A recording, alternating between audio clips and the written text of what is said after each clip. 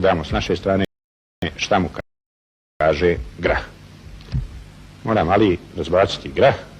Sve će biti naravno onako kako se i gleda u grah, podijeliti na 3 dijela, pa ide 4 gore, 4 ide ovamo, pa opet ide 4, to ostaje, 4, to ostaje, idemo opet na 4, opet 4, to je naravno ostalo, pa ponovo to ide na 3 dijela i evo da vidimo šta kaže grah.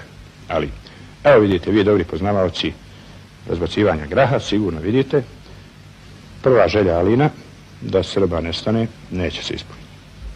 Srbi ostaju, tu su. Druga Alina želja,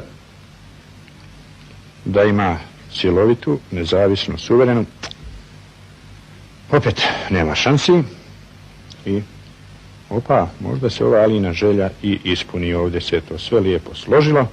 Ova Alina želja će biti ispunjena. Imaće on svoju fildžan državu i ovdje fino stoji da će sastojati od 4 provincije. Provincije su Vratnik, Sedrenik, Jačedoli i Mihrijedi. Prema tome, nešto i pozitivno. Grah, tako pao grah, ali šta mi možemo?